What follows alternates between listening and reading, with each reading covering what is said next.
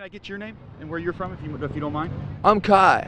Kai, can I get the spelling for you, buddy? Straight out of Dogtown, K-A-I.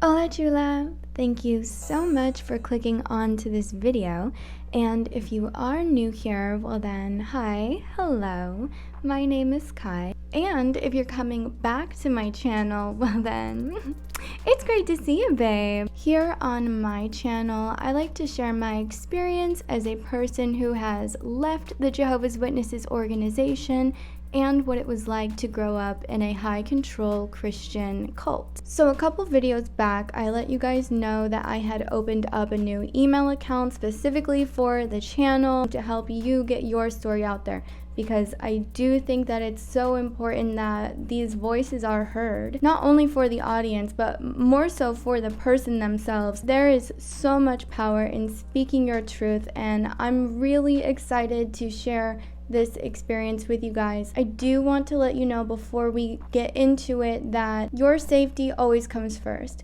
The story that we're going to be reading today is pretty deep and pretty dark, and I would just want to make sure that you were in the right headspace to be able to take that on. So just be warned. This is the story of 𝗟𝗶, and I have to commend her for showing such bravery and courage to finally tell her story. And I also appreciate that she trusted me enough to be able to do this with her. In the comment section, please leave Miss Tara some love and encouragement, because it does take a lot to be this vulnerable. My mom claimed to have demon attacks every evening, which was traumatizing to me. We had to get rid of all of our Disney movies on VHS because she said the demons were in there. She brought them to the yard and smashed the videos with a hammer. When I got disfellowshipped, I'd have to go sit in the car after the meetings because my mom was so embarrassed of me. She loved to socialize and often stayed in the hall longer on purpose, and I would be sitting in the car in the dark for an hour or longer. I was 16, disfellowshipped once, publicly reproved twice. That is actually something that Watchtower teaches, that people who are outside of the truth are actually being manipulated and controlled by Satan and his demons. They go out into the world with that belief, and of course that makes them afraid, and it keeps them limited to the cult. It keeps them inside because they've been taught their whole lives to believe that everyone and everything outside is demon possessed and will overtake you if you let it into your house. Obviously, Tara's mother was very extreme in this belief, and it caused some real damage to Tara. And then when she's talking about being disfellowshipped, she was so young. She was only 16 years old. And to be cut off from your family that way and forced to sit in the car in the dark by yourself, that's terrible. That's so dehumanizing. School was frowned upon, so she decided to homeschool me. That way, she would be able to have me study the Bible all day, or go out in service all day and monitor me. I was never allowed to study for tests if it was on a meeting night. She would have rather me failed at school and prioritize her God. I was behind 30 credits and wasn't supposed to graduate high school. But a miracle happened, and the principal felt bad for me, so he let me, and I'm so grateful for this. So her mother's faith was so extreme and so all-encompassing that it affected Tara's education. It almost impaired her from being able to graduate high school, which in this country is pretty much a necessity. You absolutely need a high school diploma for many positions in life. That's tragic to deprive someone of the basic education necessary to function in society purely for you to force them to dedicate their life to your religion. But at the end of the day, Tara did graduate, and she said that she was so grateful for that, and I am too, because it proves that even in all the darkness, she was still able to receive some light. My double life. I craved friends. She said even the kids in the hall were a bad influence, and that I should be thankful to have built-in friends. my siblings who were 8 years younger than me, and that they should be all I need. I turned to MySpace, and that was a disaster when she found out, but that story would be too long to write here. Basically, she dragged me on the floor by my hair and shouted at me that I was disgusting. I was disgusting for craving friends. No one, absolutely no child deserves that kind of treatment from their own mother. I'm supposed to be able to provide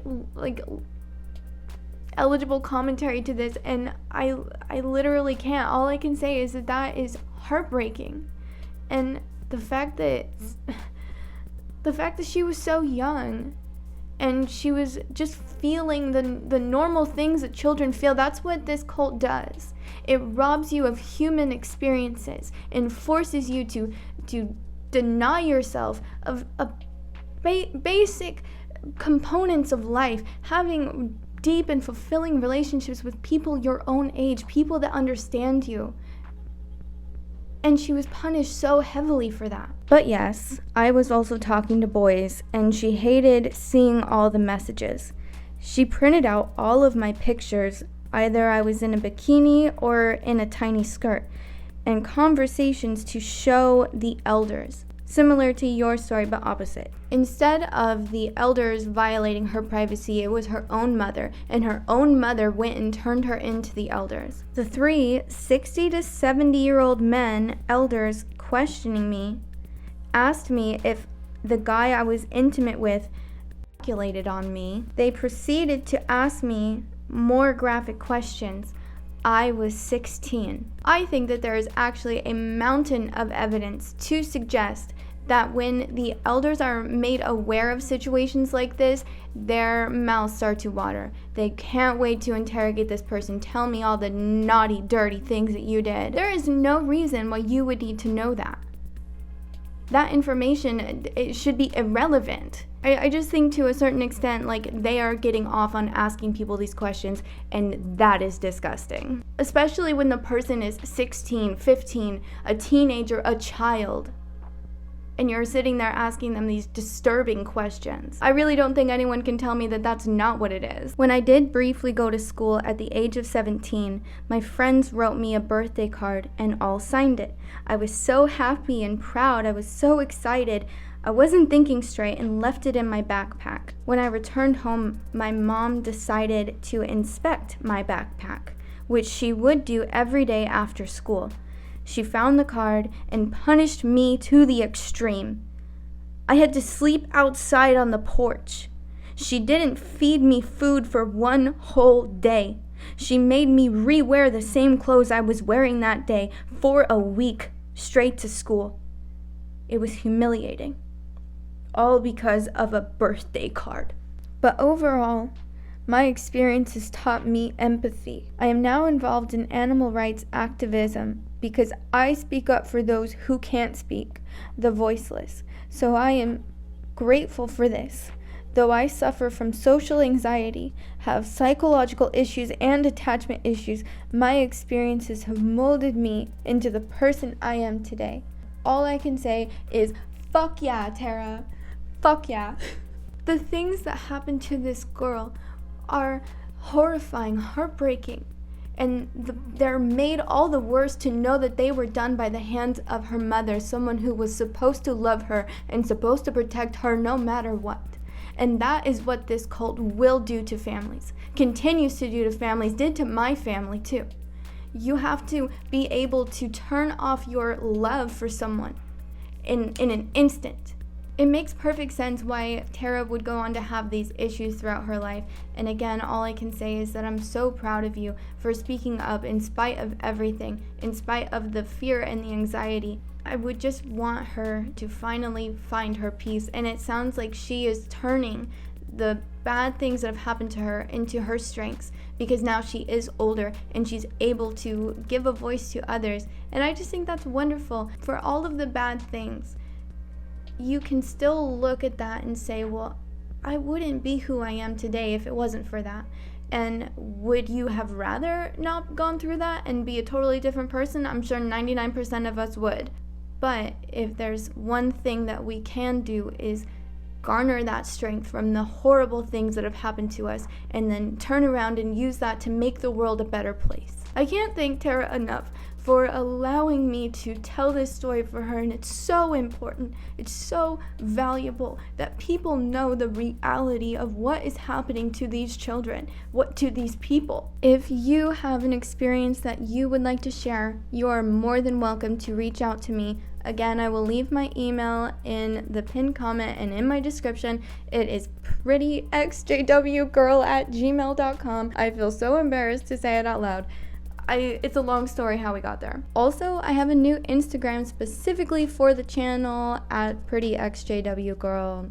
You can find me there, and that's where I'll be posting channel updates and doing shorts and stuff. So just more content from me, all about, destroying an evil cult. That was just my thought, just my opinion, and just Tara's story. If you like this video, then you can leave it a like.